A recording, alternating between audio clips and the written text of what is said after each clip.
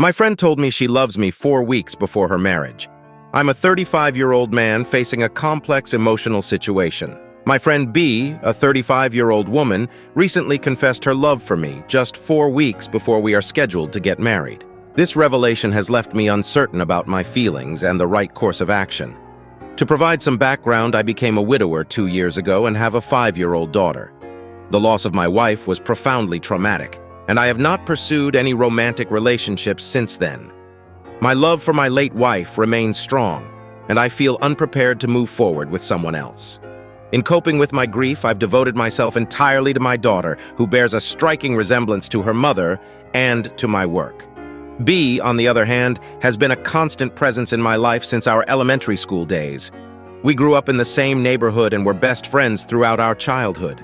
Despite our vastly different personalities, B being extroverted with a wide social circle, and myself being introverted and content with a few close friends, we've always shared a strong bond. B is vibrant and has always been popular, known for her serial dating habits since middle school, although we never ventured into a romantic relationship ourselves. Our paths continued to intertwine as we attended the same college. While B moved from one relationship to another without settling down, I didn't engage in any serious dating until my junior year. This long-standing friendship and our shared history have now reached a pivotal moment with B's confession of love, prompting me to reassess our relationship and my readiness to embark on a new chapter in my life. When my wife and I first met, she was in her freshman year, and our connection was immediate. We quickly became inseparable, which unfortunately caused some distance between B and me, as I spent most of my time with my future wife. This marked the beginning of a gradual separation between B and myself. After college, my career led me to relocate to another city, diminishing our communication to sporadic messages. B was present at my wedding, which was the last occasion we saw each other in person for a while. We maintained a casual connection through social media interactions and updates on major life events. Following my wife's death, B reached out and we had a heartfelt phone conversation. Last year, B and her fiancé moved to my city. In the midst of my grieving process, they both provided incredible support for me and my daughter. B, knowing my daughter's passion for dance, assisted in enrolling her in dance and gymnastics classes and sometimes accompanied her. I also grew close to her fiancé, a truly great person. My daughter adores Auntie B, who occasionally babysits for us. Recently, B requested a serious talk at my house. She confessed that she had developed feelings for me over the past few months and was questioning her decision to marry her fiancé. She believed I might be harboring feelings for her as well. I explained that I wasn't ready for a relationship until I had addressed my mental health issues, for which I'm seeking therapy. Despite her assertions of love and belief in us being soulmates, I couldn't reciprocate those feelings. I see her only as a friend. The conversation was emotional, but B expressed relief that we had discussed it. She left shortly after and later called to ask me to keep our discussion confidential. I've contemplated this deeply and decided not to inform her fiancé about our conversation, believing it's their relationship to manage. Yet, I'm burdened with guilt over the possibility of her fiancé entering a marriage with B, potentially not fully committed. I'm seeking advice on how to proceed. Is it wrong of me to withhold our conversation from her fiancé? Update. A month ago, I, 35M, shared a post about my friend Bree, 35F, confessing her love for me just a month before her wedding day. Since then, life has been a whirlwind, turning everything on its head once more. To give some context, I lost my wife 2 years ago and am raising our 5-year-old daughter. Last year, Bree and her fiancé Jason, 33M, moved to our city. We rekindled our friendship and they've been incredibly supportive, helping me find some semblance of normalcy after my loss. When Bree revealed her feelings, I told her I was still grieving my wife and not ready to move forward. She seemed to understand. But then there was silence from both her and Jason for a few days. The situation left me feeling guilty, uncertain whether I should inform Jason about Bree's confession. Thanks to the feedback from my previous post, I had a lot to consider. Eventually, I reached out to Bree, suggesting we meet for lunch to talk. During our meeting, I inquired about her intentions regarding the wedding. She became emotional, admitting her uncertainty. I encouraged her to have an honest conversation with Jason about her feelings. I promised not to disclose our conversation to Jason, expressing my wish for her happiness above all. She acknowledged this and left.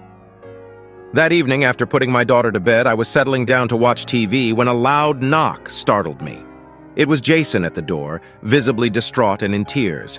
He confronted me aggressively, accusing me of taking Bree away from him. I attempted to defuse the situation, urging him to calm down for the sake of my sleeping daughter upstairs. However, his anger escalated into physical aggression.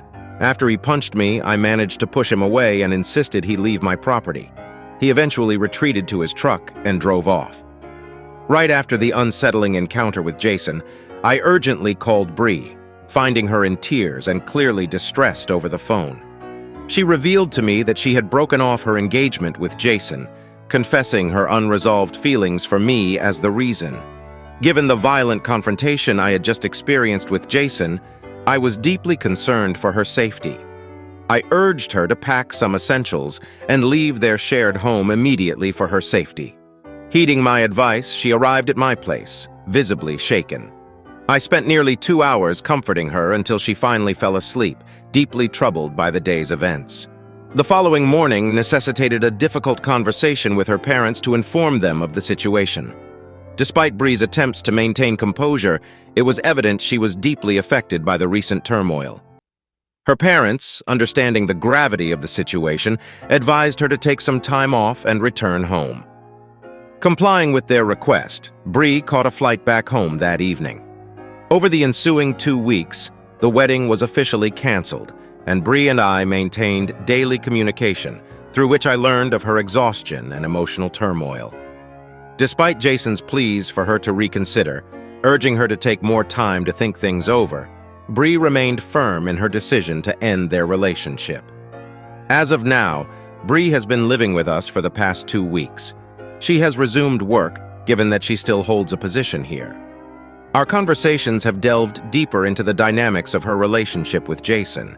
She shared that their relationship had been inconsistent over the last 4 years, marked by periods of separation and reconciliation. Jason's lack of ambition contrasted sharply with Bree's career success and dedication to her job. While she acknowledged his dependability and good nature, she admitted to harboring doubts about their compatibility from the beginning. The pressure of advancing age and the desire for stability had prompted their decision to marry, a decision she now regretted. Upon learning of my wife's passing, she was deeply moved and felt compelled to offer me comfort during such a difficult time.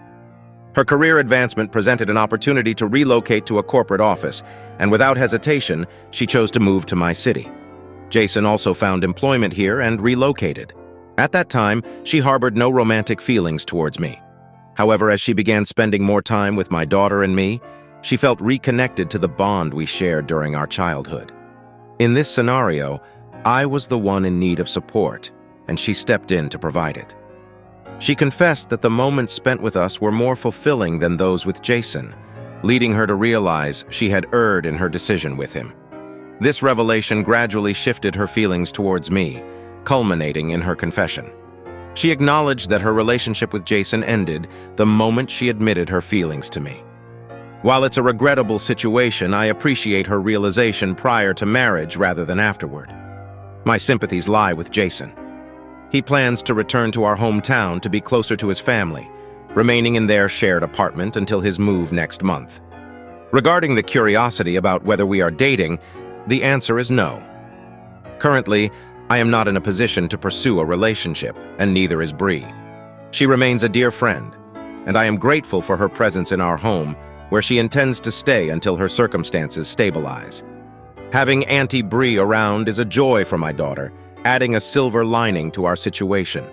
It's also comforting to witness Bree gradually returning to her usual self. How do you like this story? Write your opinion in the comments. Let's get 1,000 subscribers on this channel. Love you.